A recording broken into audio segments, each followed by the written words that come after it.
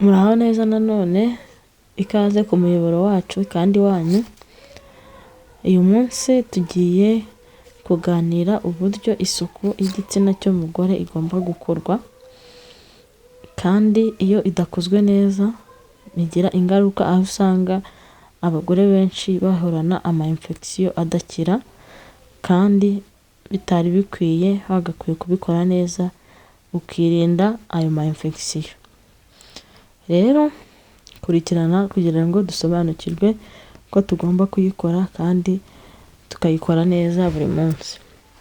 Ubundi mu busanzwe igitsina cy'umugore gisanganywe acide, kandi gisanganywe bagiteri zitagize icyo zitwaye cyangwa se zitagize icyo zica zitwa nomoflora.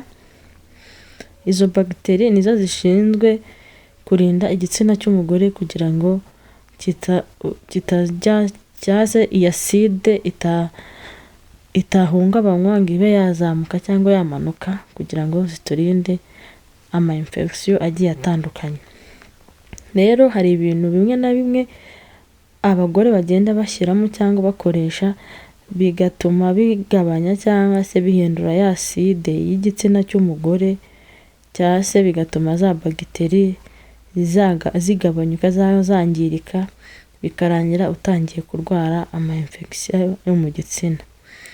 Ngibi rero ibintu ushobora kwitaho kugira ngo wirinde guhungabanya umwimerere w'igitsina cy'umugore, cyangwa se wite ku buzima, ubungabunge ubuzima, ukore isuku kugira ngo twirinde indwara zifata mu myanya y'ibanga. Icyambere, sukura igice cy'inyuma gusa. Ntabwo ari ngombwa kwinjira imbere ngo ujye koza imbere, ahubwo sukura inyuma, kuko imbere harisukura ubwaho. Kandi niba ugiye gusukura igice cy'inyuma gusa, karaba intoki neza n'isabune, hanyuma woze inyuma apana imbere, kandi uhogeshe amazi yonyine. Si ngombwa isabune, si ngombwa ibindi bintu bigiye bitandukanye cyangwa ayandi maproduit atandukanye. Oya, amazi yonyine arahagije, kuko imbere ubwaho harisukura. Ikindi ugomba kwitaho, irinde gushyiramo isabune cyangwa ibindi bintu nk'uko nari maze kubivuga, kuko iyo ubishyizemo bituma acidite yaho uyihungabanya, bikarangira utangiye kurwara infection. Kandi ayo infection usanga akenshi azahaza abagore benshi.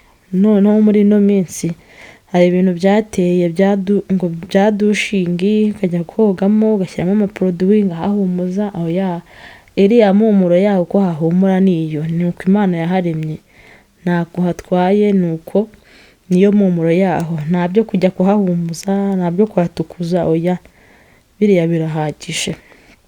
Ikindi, ntukinjize amazi imbere mu gitsina. Nabivuze, oza inyuma gusa kandi uhogeshe naho amazi yonyine. Imbere hariyoza, Imana yahaye ubudahangarwa bw'uko hikorera isuku bigasohoka, si ngombwa kujya kuhoza. Ikindi, sukura igitsina cyawe buri munsi. Ahangaha cyane cyane mu gihe cy'imihango ugomba gusukura cyangwa se koza inyuma, nk'uko twabivuze ko imbere hatari ngombwa kuhoza, kandi ukahakora buri munsi. Byaba ngombwa mu gihe cy'imihango ukahakora nka 2 cyangwa 3 ku munsi, kugira ngo wirinde impumuro mbi, kuko rwose iyo utahitayeho hazana impumuro mbi, ndetse wanyura no ku bantu ugasanga haje iyindi mpumuro bari kuyumva n'inyuma. Ikindi, umutsa neza nyuma yo koga. Fata igitambaro cy'isuku ukoresha nyuma yo koga, wumutse neza ahantu umaze koza inyuma, uhafate uhanagure neza. Kandi ubundi iyo umaze kuhanagura neza, ikindi kintu ugomba kwitaho, ugomba kuba warahakoreye isuku cyangwa warahashevinze, warahogoshe ku buryo buhoraho. Nabyo bituma impumuro mbi itaza. Uba warogoshe mu buryo buhoraho, hanyuma nurangiza ufate amavuta ya vaseline cyangwa igikotori asanzwe usigeho, ariko apana gusigaho menshi kugira ngo uharinde umwera, kuko usanga hari ababyeyi benshi bafite ibintu by'umwera cyangwa ibintu bivuvuka aho ngaho impande inyuma ku gitsina cy'umugore. Humutse neza uhasige gikotori, bizakurinda umwera n'ibintu bivuvuka. Ikindi, irinde imyenda ifunze. Abagore bo muri iyi minsi usanga rwose bihambira bakambara akariso gafunze, kora ifunze. Ntabwo ari byiza, bituma udahumeka, bigatuma wa mwuka ubura aho unyura ukagumamo, bigatuma uzajya gushyiramo za mpumuro za parufe zaki ngo uri kuhahumuza. Ariko nyamara wiyambara utuntu turi relax, imyenda suvetoma afunguye byakikora, si ngombwa kujya gukora dushingi n'ibindi. Icyitonderwa, irinde ibindi bintu ushobora kwinjizamo utabiherewe uburenganzira na muganga.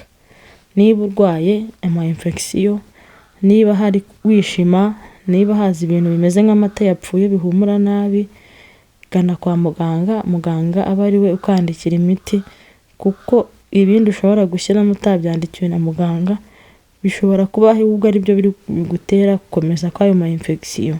Ikindi kandi ugomba kwitaho nuko iyo uri gukora isuku uhera hejuru umanuka cyangwa se umanura, ntabwo uhera mu kibuno uzamura, kuko iyo uhereye mu kibuno uzamura, imyanda iyo hepfo izamuka ijya haruguru, bikarangira n'ubundi bikururiye ya infection.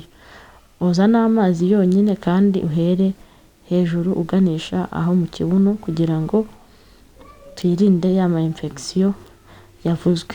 Kandi niba ugize ibimenyetso by'ama infection tuzabivugaho, gana kwa muganga aho kugira ngo ujye gushyiramo ibindi bintu utandikiwe na muganga. Murakoze, naho mu biganiro byacu by'ubutaha.